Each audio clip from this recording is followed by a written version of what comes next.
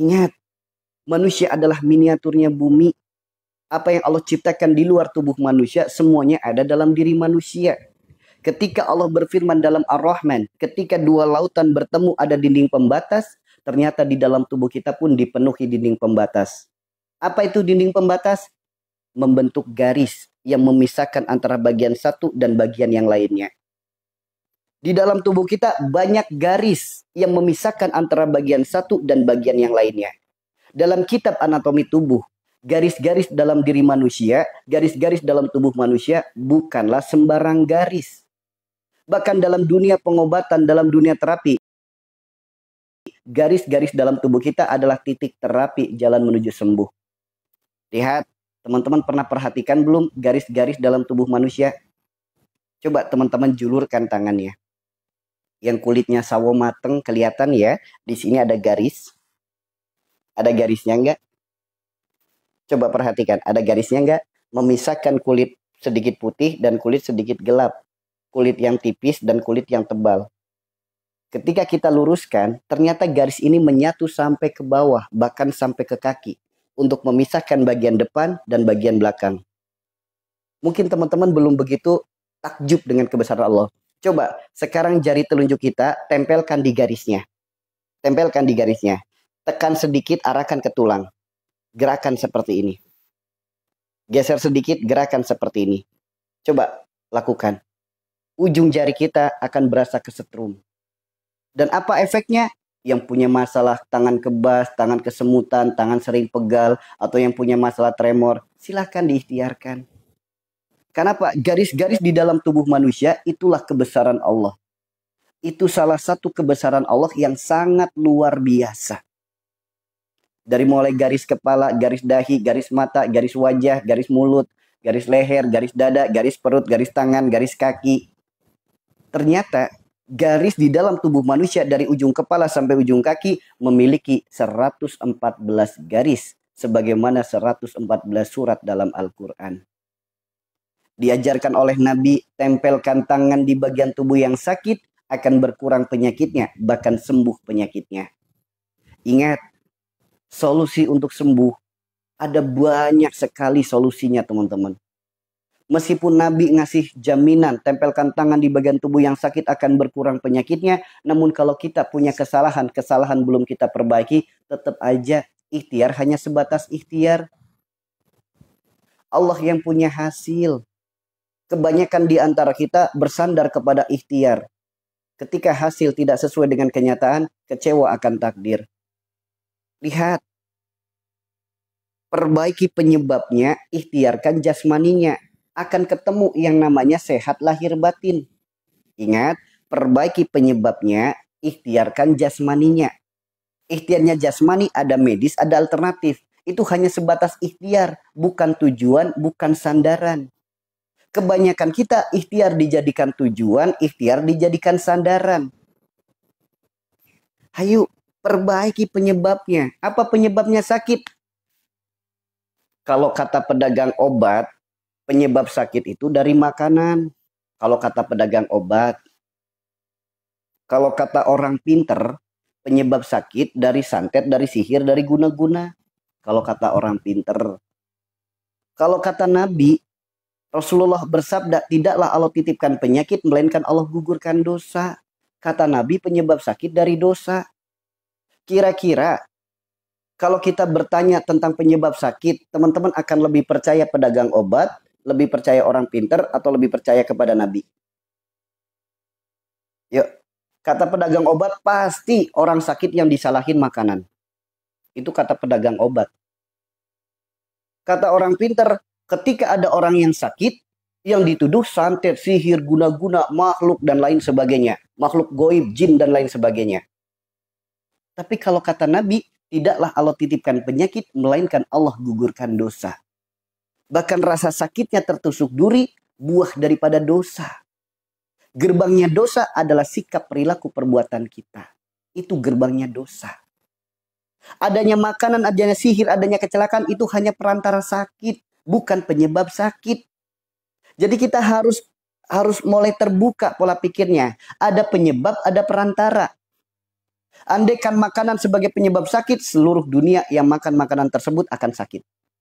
Contoh nih, kebiasaan Bani Israel yang suka nyalah-nyalahin ciptaan Allah. Allah menciptakan padi, dari padi jadi nasi. Begitu sudah jadi nasi, ciptaan Allah disalahkan. Katanya nasi penyebab diabetes. Contoh, andaikan nasi penyebab diabetes, orang di seluruh dunia yang makan nasi akan terkena diabetes. Oke? Ya. Kalau kata pedagang obat, sakit pasti dari makanan yang disalahkan. Sehingga tanpa disadari, kalau kita ikut-ikutan kebiasaan Bani Israel, begitu kita datang diare sekalipun, bukan introspeksi diri yang kita kedepankan, justru nyalahin makanan dulu yang kita lakukan. Coba kalau tiba-tiba teman-teman diare, tiba-tiba diare, kira-kira yang muncul pertama kali prasangka buruk atau introspeksi? Kebanyakan kita seketika tiba-tiba diare, munculnya prasangka buruk dulu. Habis makan apa ya saya barusan? Ya enggak? Ada enggak orang ketika tiba-tiba diare, astagfirullahaladzim, dosa dan kesalahan apa yang telah aku lakukan? Ada enggak yang seperti itu? Kenapa gajah di pelupuk mata tidak terlihat, namun semut di ujung laut dicari? Kenapa kesalahan diri tidak pandai mengintrospeksi, namun hanya sibuk menyalahkan sesuatu di luar diri? Sehingga wajar ketika hati ini dipenuhi dengan prasangka. Prasangka hati adalah penyakitnya hati. Hati satu-satunya alat komunikasi kita dengan Allah, hati perantara hubungan kita dengan Allah. Kalau hati kita tertutup oleh prasangka, apa kabar doa-doa kita? Apa kabar alat komunikasi kita? Sehingga wajar sholat jadi nggak khusyuk, sholat jadi lupa rokaat, doa jadi hambar. Karena tubuh yang sakit akan berdampak, makan jadi kurang nikmat. Hati yang dipenuhi dengan prasangka dan dosa akan berdampak, ibadah jadi tidak nikmat. Tuh teman-teman. Jadi kurang nikmatnya ibadah kita, kurang khusyuknya ibadah kita dari hal-hal kecil, salah satunya prasangka-prasangka buruk kita. Prasangka yang paling banyak untuk zaman sekarang, prasangka kepada makanan, prasangka kepada ciptaan Allah, prasangka kepada makhluk Allah. Coba kalau kita ngikutin pedagang obat, sakit yang disalahkan cuaca. Padahal turunnya hujan, Allah berfirman dalam Al-Quran surat Al-Anfal ayat 11. Allah turunkan hujan dari langit sebagai rahmat dan pembunuh setan yang ada di dada. Giliran kena hujan sakit yang disalahin hujan. Harusnya bersyukur. Karena di saat hujan turunnya rahmat, setiap doa terijabah. Ketika hujan turun sebagai pembunuh setan yang ada di dada, harusnya bersyukur. Setan yang ada di dada akan muncul was-was. Sehingga apa? Kurangnya percaya dengan ketetapan Allah. Ibadah jadi tidak nikmat, ibadah jadi tidak khusyuk. Muncul lagi cemas. Jantung sering berdebar-debar, hati gelisah. Jantung berdebar-debar, hati khawatir, was-was, takut, panik. Mau sholat takut, mau wudhu takut, mau mandi takut. Harusnya ketika hujan terkena demam, bersyukur. Karena itu ruqyah alami dari Allah untuk membunuh setan-setan yang ada dalam dada kita. Setan diciptakan dari api. Ibarat tungku api, sekali disiram, api tidak langsung padam. Wajar sekali terkena tetesan air hujan, api tidak langsung padam dalam hati kita. Api disiram air akan keluar asap. Dari asap akan muncul hawa panas. Begitupun diri kita terkena tetesan hujan akan muncul hawa panas atau sering disebutnya demam. Harusnya bersyukur. Ternyata setan-setan dalam dada sedang dibunuh oleh Allah dalam Al-Quran surat Al-Anfal ayat 11. Namun kebanyakan kita karena kebiasaan ikutan Bani Israel. Sehingga ikut-ikutan nyalahin. Gara-gara hujan nih jadi sakit. Harusnya bersyukur.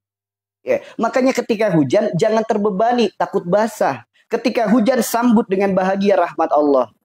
Karena ketika kehujanan akan jadi demam, ketika hujan-hujanan akan jadi sehat. Beda antara kehujanan, beda dengan hujan-hujanan. Beda ya teman-teman ya. Orang kehujanan tuh rata-rata nggak ikhlas kena air hujan. Takut basah, takut sakit. So, kalau kehujanan gitu nggak rasanya. Tapi kalau sengaja hujan-hujanan, dia menjemput rahmat Allah. Sehingga makin sehat badannya. Terbukti secara medis, terbukti secara sains. Orang, anak kecil nih, sering hujan-hujanan, imun tubuhnya akan baik. Terbukti secara medis, terbukti secara sains. Makanya ketika hujan, jangan disalahkan hujannya. Kena hujan pusing, salahin hujannya. Bersyukur, itu ruqyah alami dari Allah. Karena yang baik menurut Allah, di mata kita kadang disalah-salahin. Allah hanya menetapkan kebaikan, saudaraku. Maka ayo mulai saat ini jangan ikut-ikutan Bani Israel yang sibuknya hanya menyalahkan makhluk Allah, sibuknya menyalahkan alam semesta, sibuknya menyalahkan ciptaannya. Jangan sibuk menyalahkan itu. Yuk, kalau kita terus-terusan bermusuhan dengan makanan, wajar. Kalau terkadang makan makanan tertentu membuat penyakit kambuh, membuat tekanan darah jadi makin naik, membuat gula darah jadi naik, kolesterol asam urat jadi naik, wajar. Coba deh sekarang kita berdamai dengan makanan. Kita renungkan, coba renungkan sekali-kali, kita muhasabah, kita tafakuri. Apa sih kesalahan apa sih kesalahan makanan untuk diri kita? Apa kesalahan tumbuhan untuk diri kita? Kesalahan mereka tuh apa sih? Kok kita ikut-ikutan nyalahin mereka, musuhin mereka, ngebenci mereka, memfitnah mereka? Kenapa ikut-ikutan seperti itu? Bukankah Allah berfirman, Rabbana ma khalaqta hada batila? Tidak ada satupun yang Allah ciptakan sia-sia. Allah ciptakan langit bumi beserta isinya untuk bertasbih kepada Allah. Dan silakan diambil manfaatnya. Kepada siapa Allah persilakan? Kepada Khalifah fil ard, yaitu kita sebagai manusia. Jadi tidak ada satupun tumbuhan dan makhluk-makhluk Allah yang diciptakan sia-sia. Tidak ada. Ketika makanan diciptakan tidak ada yang sia-sia. Bahkan mereka diciptakan untuk bertasbih dan dijadikan manfaat. Kemudian dituduh sebagai penyebab penyakit. Bayangkan, kita selama ini nggak punya salah dengan tetangga. Selalu berbuat baik dengan tetangga. Tiba-tiba tetangga kita nuduh kita.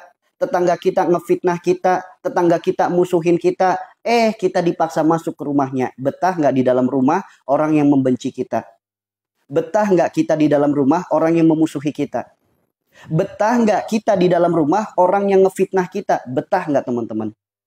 Coba bayangkan. Ada orang ngebenci kita, ada orang memusuhi kita, ada orang ngefitnah kita. Kemudian kita masuk di dalam rumahnya. Betah nggak kita di dalam rumah orang tersebut? Betah nggak teman-teman? Nggak betah kan? Wajar. Begitupun makanan. Kalau sering dituduh, sering difitnah, sering ditakuti, sering dikambing hitamkan tentang penyakit, wajar kalau mereka tidak akan nyaman dalam perut kita. Sehingga mereka berontak. Muncul penyakit yang kambuh, muncul darah yang naik, muncul gula darah, muncul asam urat, muncul rematik, dan lain sebagainya. Karena kita memusuhi mereka, sehingga mereka tidak nyaman di dalam diri kita, dalam perut kita. Bukankah kita diutus oleh Allah sebagai khalifah fil ard yang rahmatan lil alamin? Lantas di mana letak rahmatan lil alaminnya? Jika makhluk-makhluknya saja kita tuduh, kita fitnah, kita salahkan. Coba kalau kita saat ini berdamai dengan makanan. Berdamai saja dengan makanan. Kita khalifah fil ard, ayo yang gentle, minta maaf kepada mereka yang pernah kita tuduh. Minta maaf kepada mereka yang pernah kita fitnah. Ketika makanan sudah dihidangkan, sampaikan maaf dulu. Mereka mendengar, terbukti secara sains, ketika makanan dan minuman dikasih perkataan yang baik, berubah kandungannya jadi baik. Ketika makanan dan minuman kita kasih perkataan buruk, berubah kandungannya jadi buruk. Coba kalau kita minta maaf kepada mereka. Wahai seluruh makanan, maafin aku, karena aku telah suudzon sama kamu. Aku yang selama ini telah menuduh kamu sebagai penyebab penyakitku, penyebab kambuhnya sakitku. Sekarang wahai seluruh makanan, berdamailah denganku. Jadilah nikmat di mulutku, jadilah nyaman di perutku, jadilah berkah untuk darah dan dagingku, jadilah obat yang menyembuhkan segala penyakitku, dan sumber tenaga yang melahirkan ketaatanku. So, berdamai dengan makanan. Ya, berdamai dengan makanan. Enak di perut, enak di tubuh, enak. Siap insya Allah berdamai dengan makanan? Siap insya Allah berdamai dengan makanan? Ya, udahlah, kita mah sekarang bukan zamannya untuk berdebat. Udah, Tuh ada yang komentar, kalau makanan tahlil gimana? Ya alhamdulillah, makanan yang sudah didoakan banyak orang, berkah makanannya. Emang kenapa makanan tahlil? Kenapa? Yuk, sekarang udah bukan saatnya kita berdebat, bukan saatnya kita berselisih paham, merasa diri paling benar, bukan saatnya. Yuk, kalau memang Islam akan terpecah jadi 73 golongan, hanya satu yang selamat, kenapa tidak berebut, berkumpul jadi satu, berangkulan jadi satu? Kenapa memilih saling benar? Jangan gitulah. Di room ini tidak dianjurkan untuk berdebat-debat kayak gitu. Indonesia ada 4 mazhab. Ya udah, saling menghargai. Jika memang mazhab Anda mazhab yang terbaik, tunjukkan adab dan akhlak yang baik. Bukan merasa benar, hobinya mendebat. Bukan, teman-teman. Oke? Oke? Udah, sekarang mah bagaimana caranya kita menjadi hamba yang baik. Gak usah urusin agama orang lain. Karena urusan ibadah itu masing-masing. Urusan akhirat masing-masing. Belum tentu kita lebih baik dari orang yang kita hujat. Belum tentu kita lebih baik dari orang yang kita sesatkan. Belum tentu iman kita lebih baik dari mereka. Yuk, sekarang mau fokus diri sendiri. Gak usah ngurusin orang lain. Fokus aja dengan diri kita sendiri. Karena belum tentu kita selamat. Oke? Ya, jadi mulai saat ini, siap insya Allah berdamai dengan semua makanan. Jangan musuhi mereka. Jangan ngefitnah mereka dengan menghujat mereka. Jangan, teman-teman. Yuk, kita khalifah fil rahmatan lil alamin. Selagi makanan itu halal, tidak subhat, berdoa terlebih dahulu, makan dengan cara yang benar dan tidak kebanyakan, makanan itu aman untuk diri kita. Aman. Kalau kita memusuhi makanan, kalau kita takut dengan makanan, itu akan zolim pada diri sendiri. Karena tubuh kita butuh nutrisi, butuh protein, butuh gizi, butuh karbo, butuh zat besi, butuh magnesium dan lain sebagainya. Bagaimana mungkin kebutuhan itu terpenuhi jika setiap makanan kita salahi, jika setiap makanan kita takuti? Yuk, jangan sampai zolim pada diri sendiri. Ketika kita zolim pada diri kita sendiri, akan muncul penyakit-penyakit pada perut. Lihat, siapapun yang terkena penyakit di perut, baik batu ginjal, batu empedu, usus buntu, radang usus, iritasi lambung, asam lambung, penyakit GERD dan lain sebagainya. Ada teman-teman di sini yang terkena penyakit di perut? Saya tanya, ada nggak teman-teman di sini yang terkena penyakit di perut? Yang terkena batu ginjal ada nggak? Batu empedu, usus buntu, radang usus, masalah pencernaan, iritasi lambung atau asam lambung, ada nggak di sini? Yuk, bagi teman-teman yang merasa room ini bermanfaat, bagi yang belum mengikuti silakan diikuti dulu teman-teman. Bagi teman-teman yang merasa room ini bermanfaat, silakan boleh dibagikan kepada saudara, kepada keluarga, kepada kerabat, kepada tetangga, atau grup-grupnya. Karena boleh jadi di luaran sana banyak orang-orang yang sedang putus asa dengan penyakit-penyakitnya. Mudah-mudahan dengan adanya room ini sebagai jalan hidayah untuk mendapatkan sembuh yang berkah. Ya. Jalan hidayah untuk mendapatkan sembuh yang berkah. Ya, saya sekarang sedang terkena. Yuk, sekarang saya tanya lagi. Siapa di sini? Ya, siapa di sini?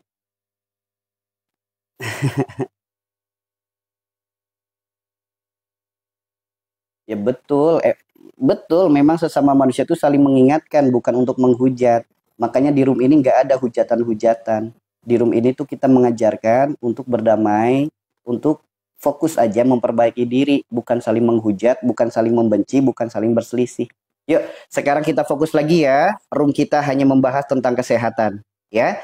Room kita hanya membahas tentang kesehatan, hanya membahas tentang kesembuhan, membahas tentang penyakit. Yuk, ketika ingin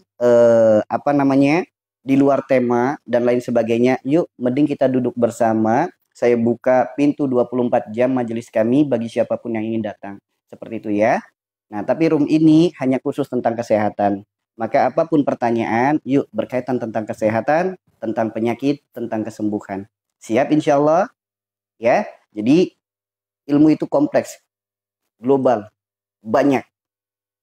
Ya, kalau kita lagi bahas ini, bahas lagi yang lain, nanti pikirannya jadi acak adut. Udah fokus aja, fokus. Yuk, saya tanya lagi teman-teman. Ada di sini yang terkena penyakit di perut?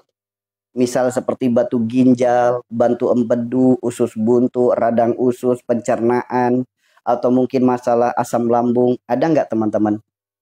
Ada di sini yang terkena penyakit di perut?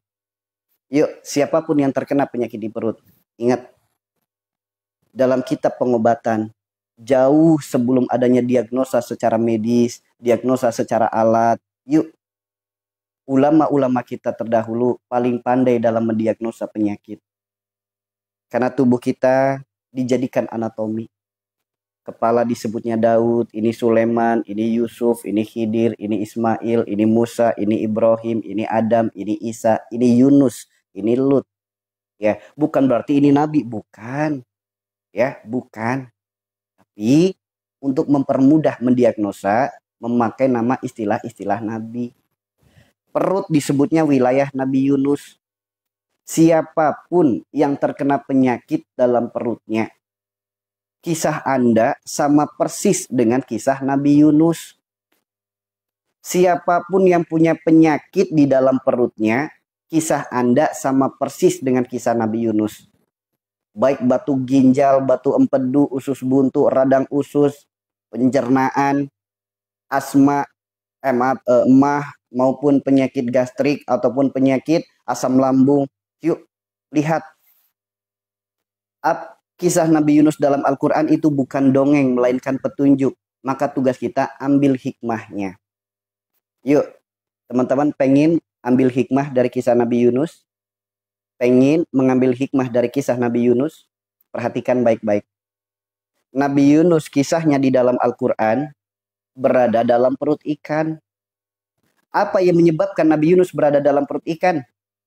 Disebutkan di dalam Al-Quran, berawal dari putus asa. Dakwahnya sekian lama, pengikutnya hanya sedikit. Sekarang saya tanya dulu, ambil hikmahnya. Benar atau tidak, teman-teman yang sedang terkena penyakit di perut? Saat ini, teman-teman sering mengalami kondisi putus asa dengan hidup. Putus asa, merasa capek dengan kehidupan ini, merasa capek dengan masalah-masalah yang datang, merasa capek, merasa lelah dengan penyakit yang tak kunjung sembuh. Sok, yang terkena penyakit di perut, benar atau tidak? Saat ini sering mengalami fase di mana merasa capek, merasa putus asa dengan hidup. Sok, benar atau tidak sedang mengalami hal itu? Ada di sini yang terkena perut? Benar atau tidak? Lihat, ketika Nabi Yunus putus asa dalam dakwahnya, kemudian Nabi Yunus mengeluh kepada Allah, "Ya Allah, gantilah kaumku dengan kaum yang lain." Disebutkan dalam Al-Quran surat Al-Anbiya ayat 87. Ketika kenyataan tak sindah harapan, Nabi Yunus jadi mengeluh. Ketika mengeluh, Allah berfirman dalam Al-Anbiya 88, semakin mengeluh semakin ditambah kesulitan. Sekarang saya tanya, teman-teman yang terkena penyakit di perut, jujur, akhir-akhir ini teman-teman jadi sering ngeluh nggak? Baik ngeluh tentang ekonomi, ngeluh tentang masalah, ngeluh tentang keluarga, ngeluh tentang sakit. Jujur, saat ini jadi gampang ngeluh nggak teman-teman? Gampang ngeluh kan? Ingat, kata Allah, semakin mengeluh semakin ditambah kesulitan. Ketika hidupnya dipenuhi oleh kesulitan, Nabi Yunus menjadi panik, menjadi takut, menjadi khawatir, menjadi was-was, menjadi cemas, menjadi gundah, menjadi tidak tenang, merasa tidak betah di rumah sendiri, tidak betah di lingkungan sendiri. Sekarang saya tanya, teman-teman yang terkena penyakit asam lambung, jujur, teman-teman sekarang jadi gampang panik, gampang takut, gampang khawatir, gampang cemas, gampang was-was. Benar seperti itu tidak? Sering merasa tidak betah di rumah sendiri, berasa pengen kabur entah pergi kemana. Jujur merasakan kayak gitu enggak? Sama persis dengan kisah Nabi Yunus.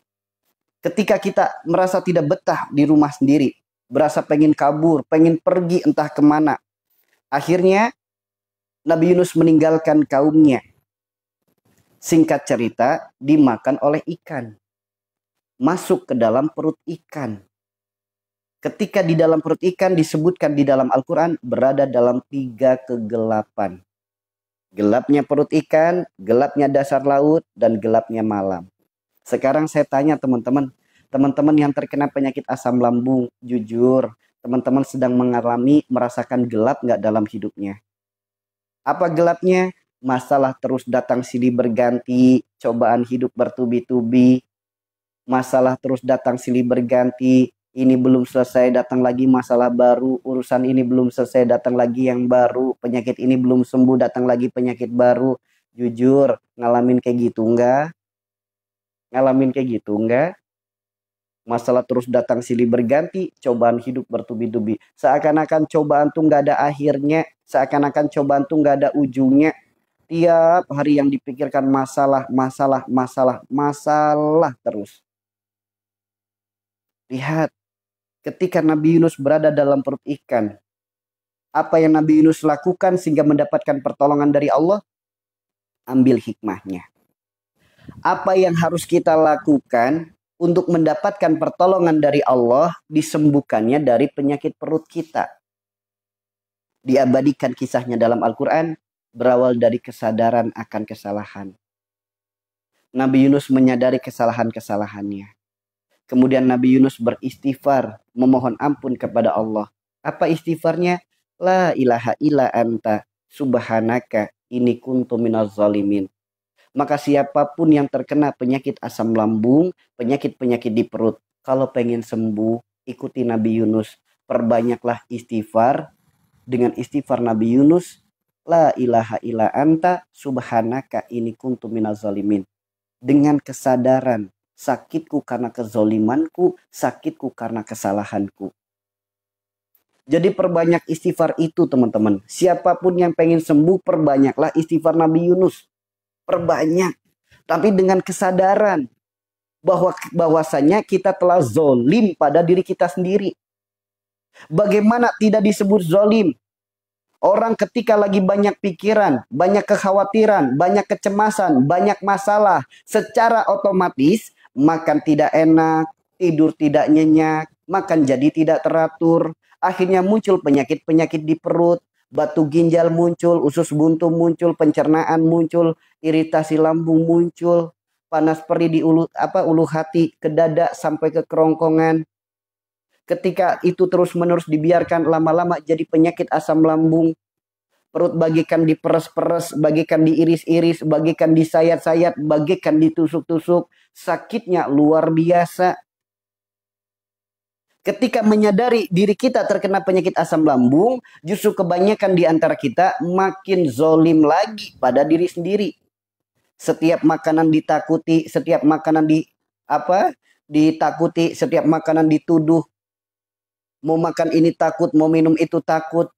Padahal tubuh butuh nutrisi, tubuh butuh protein, tubuh butuh gizi. Bagaimana mungkin kebutuhan itu bisa sempurna terpenuhi jika setiap makanan ditakuti?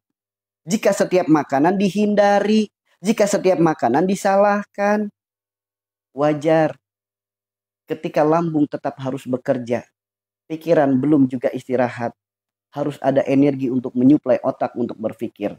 Ketika tidak ada makanan yang kita makan, otomatis akan menjadi iritasi pada lambung. Iritasi lambung menghasilkan zat asam yang berlebih. Lambung jadi membengkak. Makan salah, nggak makan salah, perut berasa begah. Membengkaknya lambung mengganggu ruang gerak jantung, sakit dada sebelah kiri, sakit ulu hati, bahkan sampai tembus ke belikat. Ngalamin nggak teman-teman? Sakit dada sebelah kiri, sakit di ulu hati, bahkan sampai tembus ke belikat. Ngalamin nggak? Ngalamin nggak?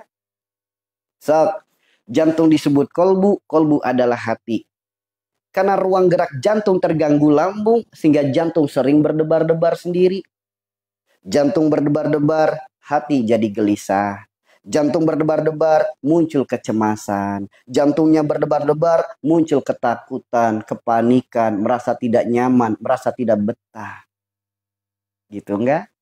Sering enggak ngalamin gitu asam lambung? Jantung berdebar-debar, langsung takut, cemas, lemas, khawatir, was-was, keringat dingin, dan lain sebagainya. Sehingga muncul penyakit baru, bukan lagi organ tubuhnya lagi yang sakit, melainkan mentalnya yang sakit. Muncul ketakutan-ketakutan yang tidak jelas. Datang pagi takut, datang siang takut, datang malam takut, dengar suara burung takut, Ketemu banyak orang takut, keringat dingin. Ada nggak yang ngalamin kayak gitu? Ada nggak? Malam-malam dengar suara burung, takut. Dengar berita kematian, takut. Dengar suara ambulan, takut. Hampir segala hal ditakuti. Sehingga muncul penyakit yang namanya panic attack. Hidupnya diserang rasa takut, rasa panik. Pikiran jadi was-was. Kekhawatiran jadi was-was. Masalah jadi was-was. Semua berubah jadi was-was. Was-was datangnya dari setan. Setan diciptakan dari api. Namanya api takut air, takut angin, takut dingin. Sehingga tidak sedikit orang-orang yang terkena penyakit ini takut sama kipas angin. Tidak sedikit orang-orang yang terkena penyakit ini takut sama dingin. Takut sama air. Sehingga jadi jarang mandi. Jadi males mandi. Jadi takut mandi. Sok, ada nggak yang mengalami itu? Setelah terkena penyakit ini, lihat kipas angin nyala jadi takut. Setelah terkena penyakit ini, keluar rumah takut dingin. Naik kendaraan takut. Mandi takut. Sok, ada nggak? Ada nggak yang seperti itu? Nanti takut mandi. Sekalinya mandi harus air hangat. Kalau air dingin langsung demam. Itu namanya panic attack. Diserang rasa panik, rasa takut. Sehingga muncul ketakutan-ketakutan disebutkan di dalam kitab. Nama kitabnya Al-Hikam. Jika ada rasa takut yang melebihi rasa takut kita kepada Allah, jika ada rasa takut yang melebihi rasa takut kita kepada Allah, itulah kondisi di mana iman kita sedang lemah. Maka, hayu sing terima, sing nerimo bahwasanya kondisi saat ini memang iman kita sedang lemah. Rasulullah bersabda kebersihan sebagian daripada iman. Orang yang takut mandi, orang yang malas mandi, orang yang jarang mandi, termasuk kategori tanda lemahnya iman. Itu teman-teman. Ketika iman lemah, namun ketakutan tetap menghantui, sehingga akan muncul penyakit yang sudah diwanti-wanti oleh Rasulullah. Nama penyakitnya adalah wahan. 1400 tahun yang lalu Rasulullah sudah mewanti-wanti akan muncul penyakit yang namanya wahan.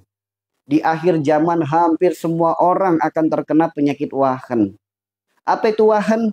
Wahan ada berawal dari ubud dunia, berujung pada takut mati. Secara medis namanya anxiety.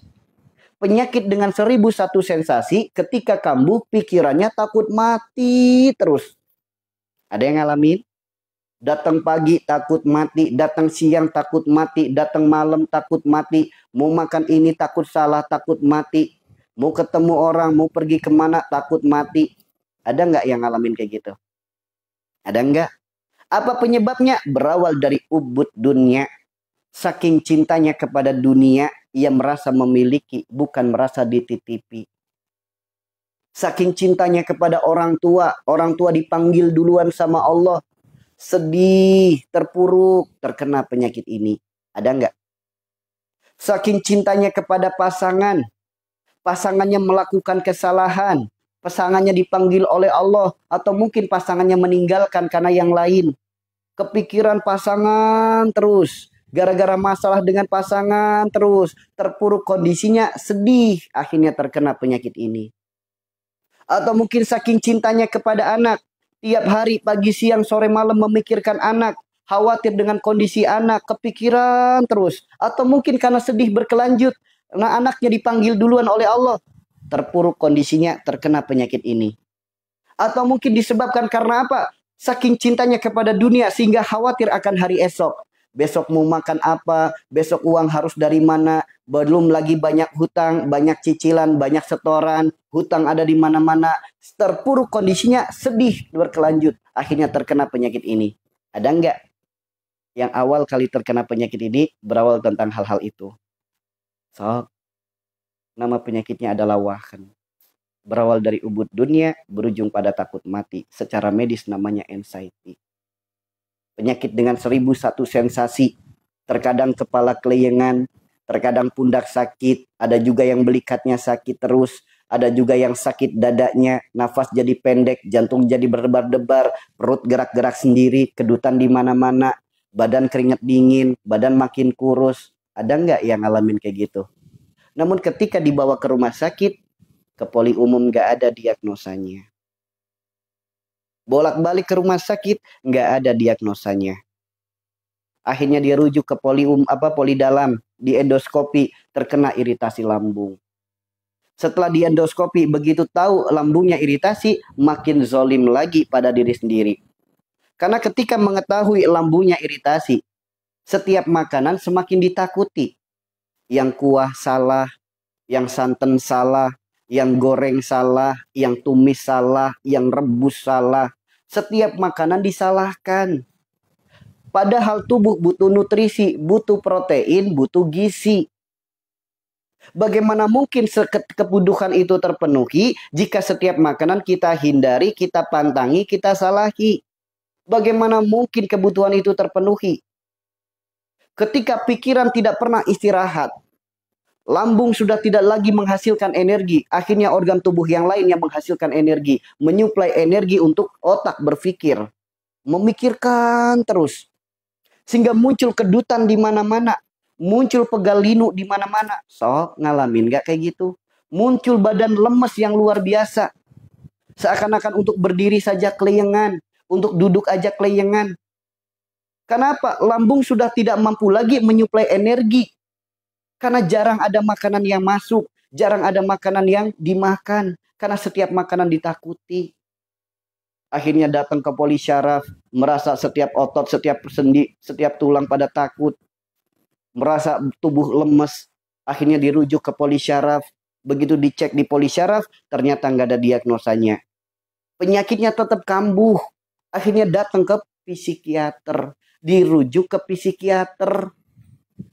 Namun sangat disayangkan, banyak orang-orang ketika dirujuk ke psikiater, dia justru malah datang ke orang pinter.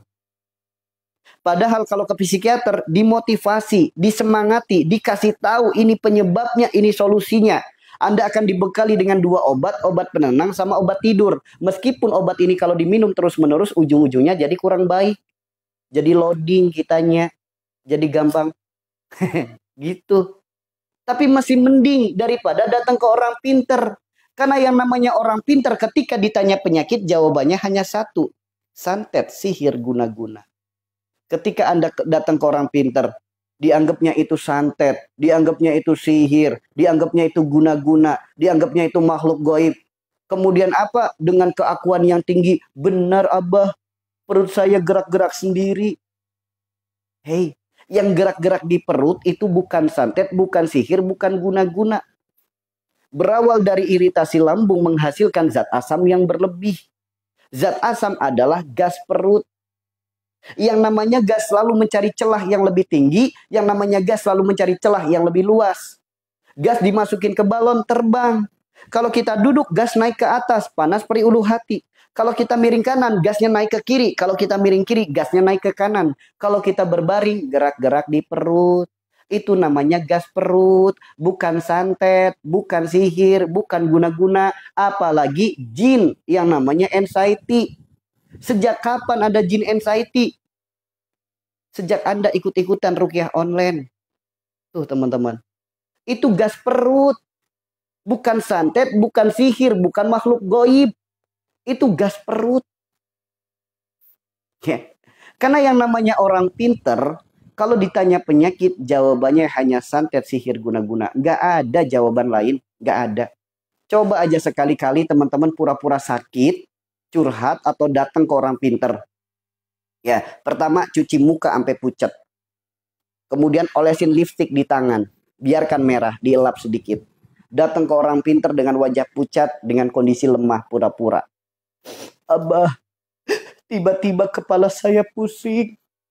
Hutang saya banyak, dompet saya tipis, gaji belum turun.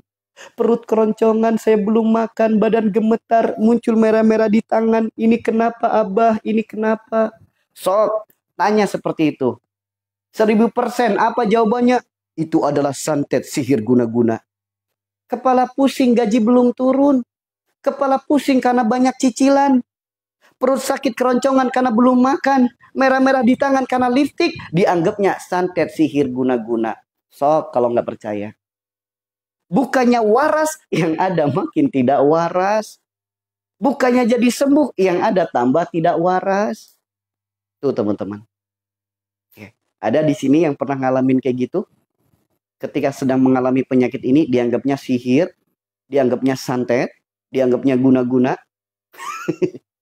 Sehingga nanti ujung-ujungnya suruh beli minyak rukiah, suruh beli garam doa, garam rukiah gitu.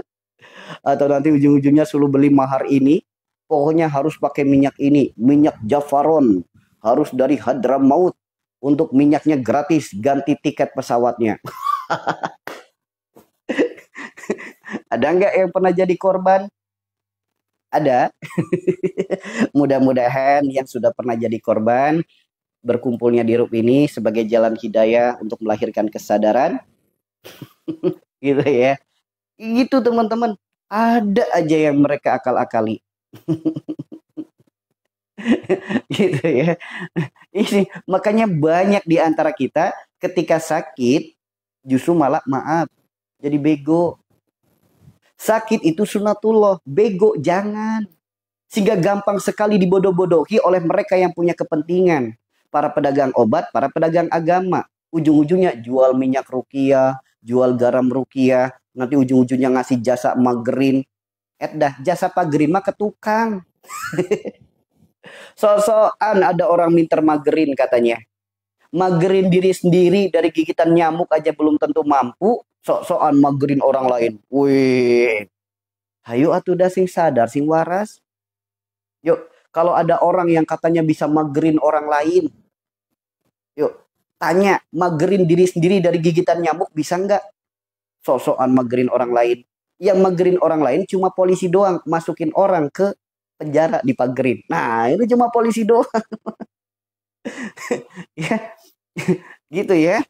Jadi jangan percaya yang gitu-gituan. Lantas bagaimana solusi sembuhnya? Yuk, renungkan. Renungkan. Ya, renungkan. Datang ke poli umum, nggak ada diagnosanya. Datang ke poli dalam, ke poli syaraf, nggak ada diagnosanya. Suruh datang ke psikiater. Harusnya di sini kita sadar. Ternyata yang sakit bukan organ tubuh kita, yang sakit mental kita. Karena psikiater bukan ngobatin organ tubuh. Psikiater untuk mengobati mental. Mental berkaitan tentang jiwa. Jiwa adalah ruhani. Ruhani adalah kolbu. Kolbu adalah hati. Maka kalau kita pengen sembuh dari penyakit ini, bukan organ tubuh lagi yang harus kita obati, melainkan hati yang harus kita obati. Oke? Hati yang harus kita obati. Obatnya hati tidak akan mungkin dijual di toko obat. Obatnya hati tidak mungkin ada di toko material. Obatnya hati tidak mungkin ada di pedagang agama. Obatnya hati ada pada diri kita sendiri. Allah tidak akan merubah suatu kaum sebelum ia merubah dirinya sendiri. Maka lakukanlah perubahan dengan kendaraan obatnya hati. Apa obatnya hati? Obat hati itu ada 5 perkara. Yang pertama, baca Quran dan maknanya. Yang kedua, sholat malam dirikanlah. Yang ketiga, berkumpul dengan orang-orang soleh. Yang keempat, puasa. Yang kelima, banyak zikir dan sholawat. Yuk, 5-5-nya dikerjakan, dijamin sembuh teman-teman. Dijamin. Namun lihat, obatnya hati 5 perkara, kebanyakan orang penyakit asam lambung, kebanyakan meninggalkannya. Males, takut. Yang pertama, baca Al-Quran dan maknanya. Lihat teman-teman yang asam lambung, ketika suruh dibaca Al-Quran, Al-Quran hanya sebagai teman tidur, ditaruh hanya di dekat dengan bantal. Ketika Al-Quran dibuka, mata langsung perih, langsung ngantuk. Ada juga ketika mau ngaji, muncul kecemasan, muncul keringat dingin, muncul gemetar. Ada nggak yang seperti itu? Tiba-tiba sensasinya kambuh. Harusnya ketika sakit itu rajin membaca Al-Quran. Karena Allah sendiri yang berfirman dalam Al-Quran surat Yunus ayat 57. Ya ayuhan nas, qad ja'askum mau'idhatum mir rabbikum wa syifaa'un lima fis sudur wa huda wa rahmatul lil mu'minin. Hei orang-orang yang merasa dirinya manusia, telah datang kepadamu petunjuk dari Tuhanmu, obat yang akan menyembuhkan segala penyakit dalam dadamu, dalam tubuhmu, dalam hidupmu, dalam penghidupanmu. Apa obatnya? Al-Quran, suruh dibaca. Al-Quran suruh dibaca. So, teman-teman asam lambung, rajin aja baca Al-Quran. Bukan takut membacanya. Meskipun kita nggak bisa baca Arabnya, baca terjemahannya. Rajin aja. Namun sangat disayangkan, adanya Al-Quran bukannya dibaca, justru malah kebanyakan bukannya baca Al-Quran, malah datang ke orang pinter. Nanti sama orang pinter dikasih selembar kertas. Dikasih selembar kertas, kemudian ditulisin Arab. Kadang tulisannya ada yang fotokopi, kadang tulisannya ada yang pakai ballpoint. Katanya kertas ini suruh dilipat, ditempelkan di pintu, ditempelkan di jendela. Katanya sebagai tolak bala. Ada yang pernah kayak gitu? Ada? Sakit bukannya baca Al-Quran, sakit malah dikasih selembar kertas tulisan Arab, suruh ditempel di pintu, di jendela. Katanya sebagai tolak bala. Ada yang pernah kayak gitu? Yuk, teman-teman yang masih percaya kayak gitu, saya ajak teman-teman untuk berpikir. Jawab dengan jujur. Selembar kertas fotokopian, atau mungkin tulisan ballpoint, dengan Al-Quran firman Allah 30 juz, 114 surat. Kalau kita bicara sakti, sakti yang mana? Kalau kita bicara hebat, hebat yang mana? Kalau kita bicara kuat, lebih kuat yang mana? Sok jawab jujur dengan akal sehat. Selembar kertas fotokopian, selembar kertas tulisan Arab. Kadang pakai ballpoint, kadang fotokopian, kadang tulisannya blur, dibaca aja sulit. Dengan Al-Quran 30 juz, lebih kuat mana, lebih sakti mana, lebih hebat mana? Tentu lebih hebat dan sakti Al-Quran kan? Al-Quran 30 juz ditempel di pintu, ditempel di jendela, ditempel di tembok, ditanam. Tidak mampu menjadi tolak bala. Apalagi hanya selembar kertas fotokopian. Emang penyakit datangnya lewat pintu? Emang penyakit datangnya lewat jendela?